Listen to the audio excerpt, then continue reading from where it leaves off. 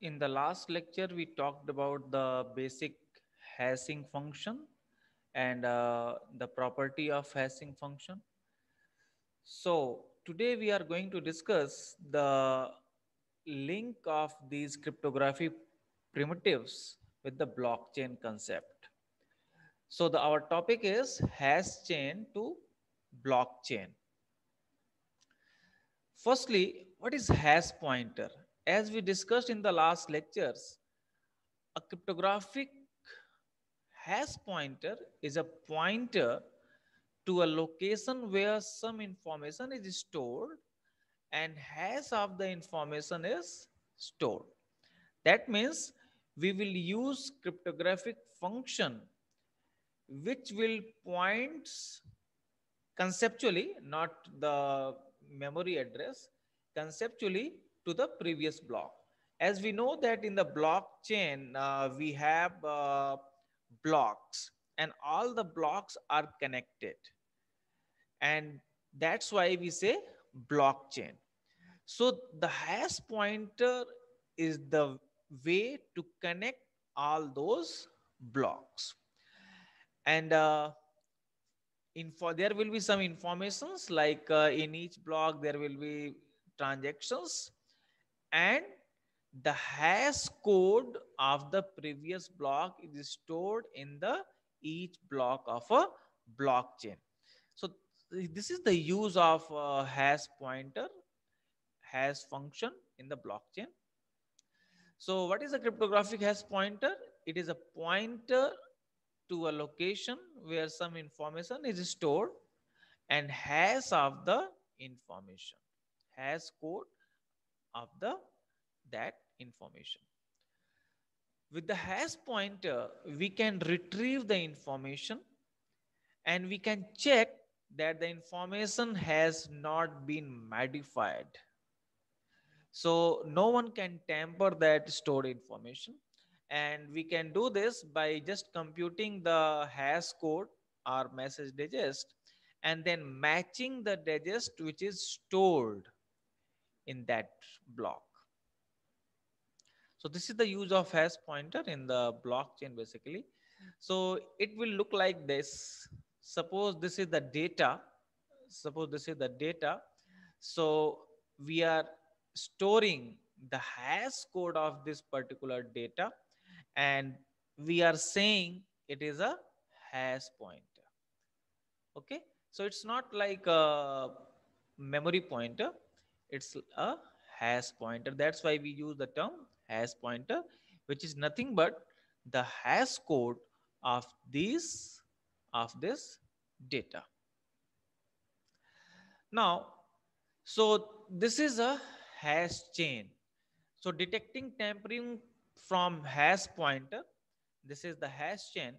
If in any block, if anyone changes something, if anyone changes something, it can be detected easily. And that's why no tampering is possible. And if it is done, then it can be detected. So how it is stored? This is a hash chain. Basically, suppose we take this block. Suppose this is the data di plus 1 and the hash part is the hash code of the previous block's data. Note this point. The hash value will be stored, it will be computed by the previous block data. And that's why we are saying it is pointing to this one.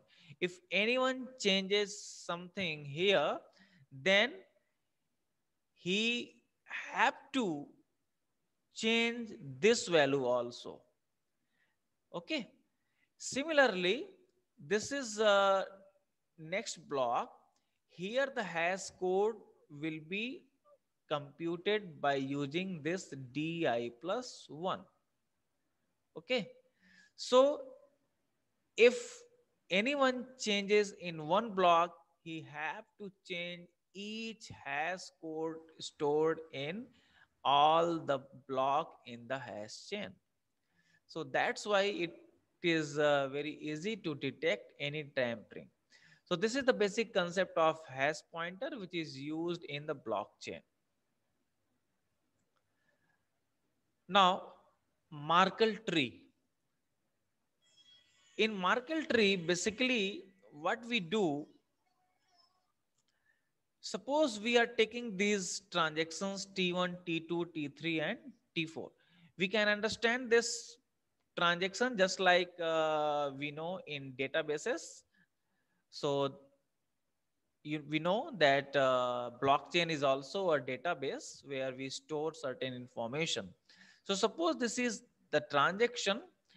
If we compute the hash code of this T1, say H00, hash of T2, that is H01, and so on, hash of T3, hash of T4. So this H00 and H01 can be combined, and we can find the hash of this combined value, and we will say this H0. Similarly, here we can compute H1. This label, these are the level 2 hash, these are the level 1 hash, and this is the root. Okay, so we can store the information in by using this Merkle tree. Basically its name is because the Merkle proposed this tree. So this is the name of the scientist who proposed this tree. So at last, at root, we will have a single hash value, that is we say Merkle root, and this is the root hash. If anyone changes any value in this Merkle tree, then this Merkle root, this hash value will be changed, and it can be easily detected, because if anyone changes in any block, then it will be not possible for him to change all the value or the Merkle root. So this is the concept of Merkle tree and Merkle root. Merkle root is nothing but the root node of a Merkle tree.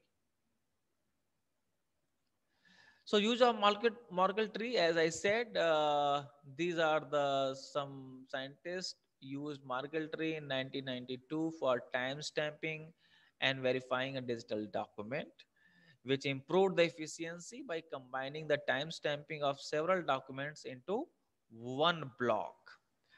Other use of Merkle tree is peer-to-peer network, that data blocks received in undamaged and unaltered, other peers don't lie about a block. In Bitcoin implementation, shared information are unaltered. No one can lie about a transaction. So basically, this concept is used in the blockchain. Now, this is the very general scenario of a particular blockchain. We can see here in each block of the blockchain, just like a hash chain, we store some values. This is the block header. Here we are using this hash pointer, the previous hash. This value will be used for computation of the hash. So each block will store the hash value of the previous block. We use nonce, it is a random variable. We store Merkle root in each block. This Merkle root value will be stored, and that's why it is not possible to change for any user to change all these hash value and Merkle root in each and every block, and that's why it is assumed that it is tamper proof. So this is all about the hash chain concept, which is the base of a blockchain. In the next lecture, I will discuss about the basic consensus mechanism. So enough for today. Thank you.